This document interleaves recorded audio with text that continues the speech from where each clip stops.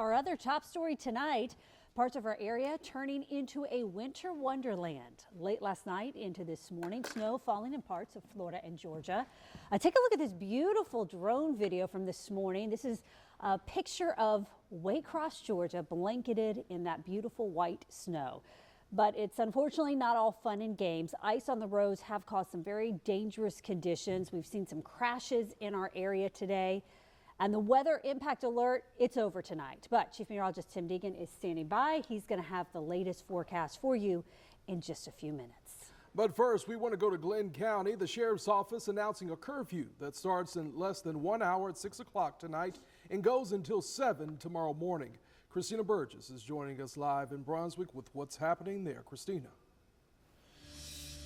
Yeah, a county official told me that this curfew is for people who may be loitering around, not those who may be on the roads going to and from work. Now, I'm currently right now on Albany Street, and I'm wanting to show you this down power line that's in the middle of the road. It's starting from the top of this tree behind me and then coming down into the road and crossing over to this side. Now, there also was some caution tape up that seemed to be tied from a pole to the other side. We've also been seeing some cars who have started to come down the street. Some have turned around, some have kept going.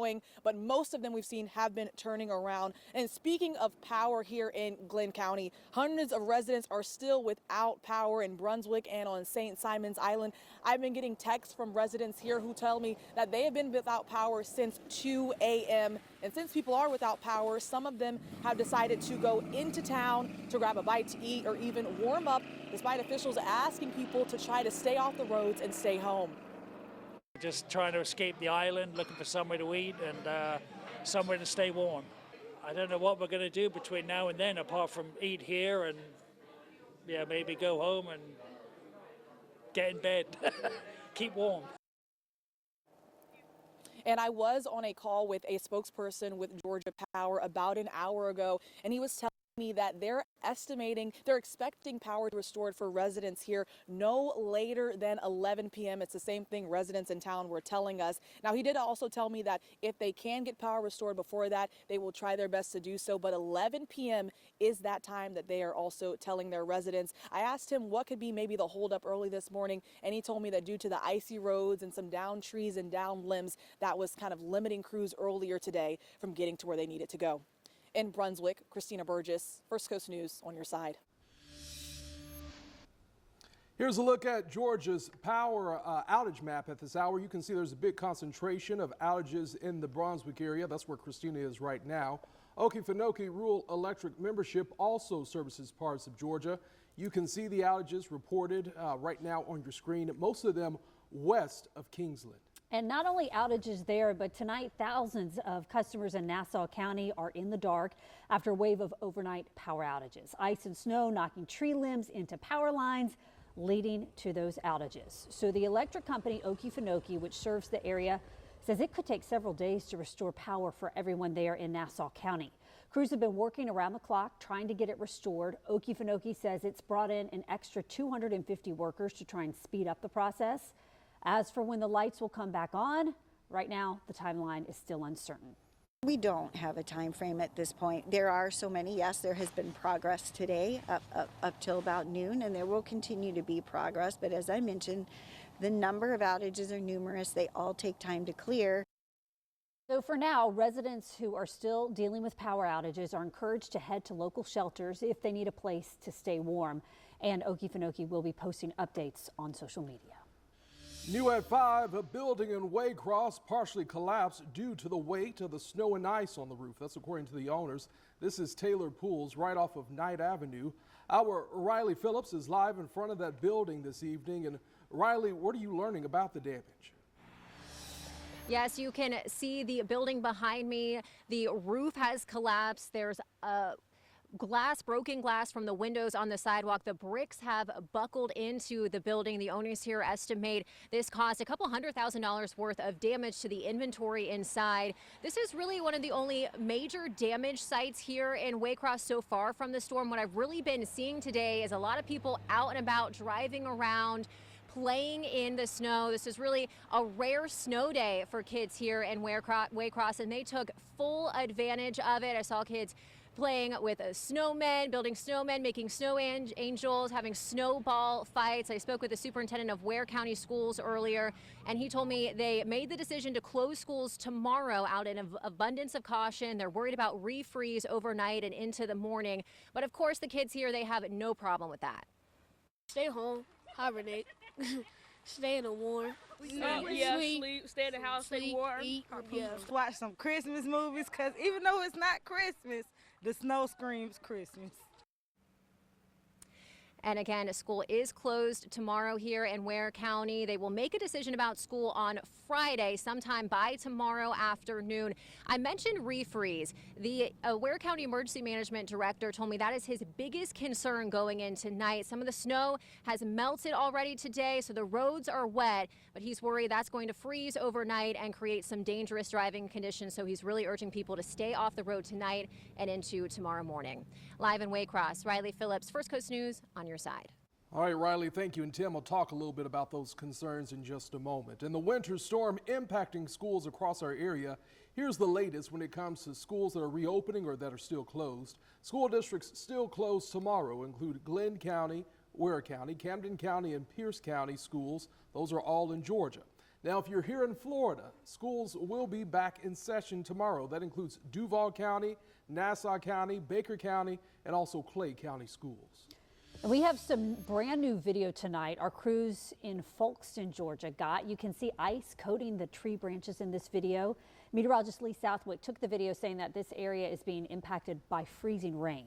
So let's check it now with Chief Meteorologist Tim Deegan. Tim, the winter storm passed us, but the big concern now is those temperatures are expected to drop again night tonight, and there's still thousands of customers without power. There are. In fact, as we add them up over portions of Baker, Nassau, Charlton, Camden, and Glenn counties, there's tens of thousands left without power. And this is one of the reasons why, as much as I know many focused on the snow, we were concerned most about the freezing rain, both because that causes dangerous conditions as far as the driving is concerned, but then that is what can tend to bring down the limbs, and then that's what can cause the power outages. So notice, here's the snow, the heaviest over northern Ware that we had, Pierce and Brantley County, but it was right in between here, especially northern Baker, Charlton, northwestern Nassau County, portions of Camden, and Glenn County. That's where the ice storm was, and that's where the major power outages are. Now, for those of us over northeastern Florida, especially from Duval south, we just got barely a brush compared to what everyone else had, but we've kept the clouds. So bottom line is all of us very cold. Now, the good news here in Duval County, the 7 major bridges, they're open. They're going to be fine. Any type of water on roadways that may refreeze will tend to be away from bridges just because the big bridges can drain so well. So just keep that in mind and how cold it is. Look at this, 7 o'clock already down to 33 degrees. We'll talk about how long these cold nights and mornings will linger in just a few moments. All right, Tim, thank you. In Jacksonville, a sight almost as rare as the snow in our northern counties. Jacksonville International Airport closed for the first half of the day. Zach Wilcox joins us live tonight from the airport. Zach, I know the airport's back open, but not a lot of flights leaving from there today.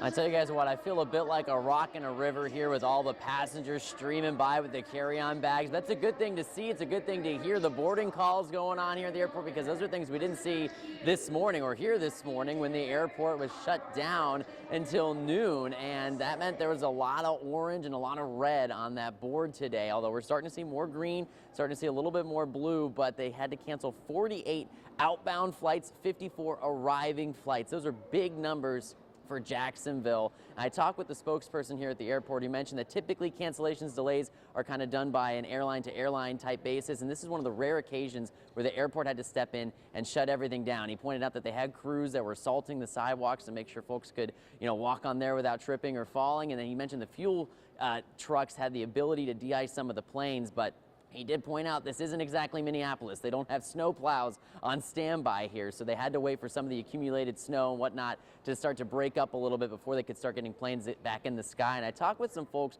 who were here for a very important job interview at a hospital to be surgeons, and they had a bit of a planes, trains, and automobiles kind of experience, but ultimately they got to their job interviews. I had a layover in Atlanta. Also was on the tarmac for about an hour. My carry-on that got checked at the gate got put on a different plane. I showed up here for my interview with no suit, got to my hotel, had to change rooms. That's a whole other story. I felt like someone was pulling a prank on me, honestly. So the spokesperson here mentioned that it could be a couple of days until we see it be completely operations as normal. So for the time being, if anybody is planning on flying out, go ahead and check to make sure with your airline that they have your plane here so that you can get where you're needing to go. At the airport, Zach Wilcox, First Coast News, on your side. Zach Wilcox, thank you. Some traffic issues near downtown Jacksonville this morning. At one point, 3 major bridges were shut down due to black ice. The Main Street Bridge, Hart and Matthews. Car crashes were reported on the bridges. But the good news, the bridges have since reopened. In fact, they were completely fine when I got to work around 2 o'clock this afternoon. We're on your side with the latest road conditions. You can find the live traffic map and drive times on our major roadways in the traffic section in our First Coast News app. Well, dozens of you have sent us pictures of the snow, the sleet, and the ice where you are. And we're going to show you some of those pictures coming up after the break. And we're not the only ones who experienced the historic snowfall. We're going to show you images from across the southern U.S. That's next at 5. Now, for those of us that didn't get the snow, the clouds did linger. When will we finally get to see more in the way of sun? We'll check it out in just a few moments. Streaming on First Coast News Plus. You're watching First Coast News on your side at 5.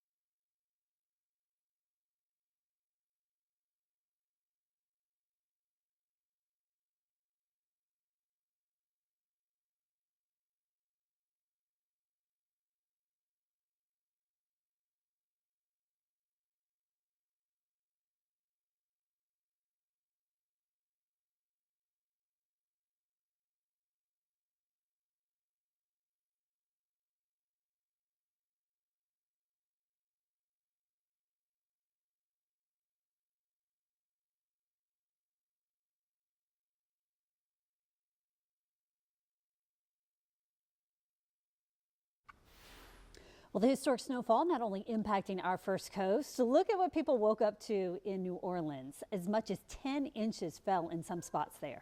And drone video shows what is typically a sandy beach town covered in snow. This is Myrtle Beach, South Carolina. You can see the white coating, the buildings there. You can't even see the sand that's next to the water due to the snow out there. And officials in central Georgia urging people to stay off the roads. This is video out of Augusta, Georgia. Overnight, crews started to plow major highways there, but people still woke up to roads covered in that white snow. And this historic snowfall, definitely something that you want to take a picture or video of to remember. And our Jessica Clark is joining us right now with a look at some of the pictures sent to us by you, the viewers at home. That's right. So many of you have sent us your pictures, and we are loving them because we get to see what is happening all over our viewing area. So this is a measuring tape. This is in Waycross showing 8 inches. Now that might not be the official snowfall in Waycross, but that's pretty impressive wherever that is in Waycross, right? And so next picture shows "Snow Place Like Home" written on a car windshield. Isn't that fantastic? I mean, you just don't see that here. Then we look at another family building a snowman, actually having the opportunity to build a snowman. This is in Waycross. And I just want you to see, look at the amount of snow and the snow they're sitting on. It's not just like a dusting. It's a good couple inches right there. And then a family in Fernandina. So we go from Georgia over to Florida, Fernandina, Florida. Okay, not as big of a snowman. They don't have as much snow, but I think it looks pretty good indeed. Oh, let's go to Brunswick, where you definitely can see this good layer of snow building up around the tree. I often look at the railings here on porches too. It's not as thick, but certainly it seems like there's more out there in the yard there in Brunswick. And then a car dealership with all the cars covered in snow. This is GTE Sales car lot in Waycross. Yep. They had some brushing off to do, right, this morning. And let's see a snowman. I just thought this was a cute little one. This is in Hilliard. Enough snow to build a little snowman, still get out your Christmas little decor and put it all together. And then, what are those dogs doing of yours, right? Have you had your dogs out in the snow and then they wonder if this is the first time they've seen or experienced snow? What is that? Well, this is a picture from Folkestone of a woman and her dogs that she sent us, and you can see the little footprints and a deep enough little patch there to show that there are at least a couple of inches of snow there in Folkestone, and the dogs wondering what to do with it all. So we are collecting more of your pictures. If you want to send us your pictures or your videos, please do it. You can send us those with using the Near Me function on the First Coast News app, and you could see your pictures on air and online. Now, the First Coast's most accurate forecast from the First Coast News Weather Team, certified by Weather Rate, sponsored by AC Designs. Definitely pictures to share with your grandkids and future generations. Well, I know that many of us have not seen the sun pretty much where it didn't snow. Where it did snow, at least the sun came out for a little bit today. Wanted to show you here on, this is I-95 and 200, and do you see it? Bluer sky off to the north and the northwest. We'll take a look at if it's going to make it to where you haven't seen the sun in just a bit. But I did want to talk about some numbers. Amazingly, this whole cold snap that we've had in January, we've yet to actually even be close to a record low. But at least we finally have a record. It's on the high side. So notice, at least so far today, we've only made it to 33. Now this is, or 34. This is officially at the airport. That's the coldest high temperature we've had in 36 years. The last time we've had a high this low, if that makes sense, that was back in 1989 with the major snow and ice storm that we had. When I say we, talking about the Jacksonville metropolitan area. Now, for those of you wondering, what was it like in Jacksonville in 1989? Look at some of those pictures in Folkestone and Brunswick and Waycross, but especially Folkestone to Brunswick, because what we had in 89 was more really an ice storm than a snowstorm. However you want to define it, look at these temperatures as we finish up the day. Now this is what's sort of counterintuitive. So notice where the warmer temperatures actually up north where they had the snow, but that's because those beautiful blue, maybe Arctic skies we should say, at least the sun did shine. That did help a little melt some of the roads and bridges and clear things up a bit. But as mentioned from Riley and others, that where that melting water is then pooling, at least in Pines, that's going to refreeze overnight tonight. But look at even in northeastern Florida, Mayport 41 and Flagler 41. I don't know if we can say those are the warmest temperatures. How about if we just say those are the highest temperatures? So what about the sun? Well, the sun did come out over southeastern Georgia. Let's just say clearing skies. And then the clearing skies did break in portions of northeastern Florida. But watch what happens. The winds become a little more northeasterly. That is, blow out of the northeast. And then here come the clouds on back overnight tonight and tomorrow.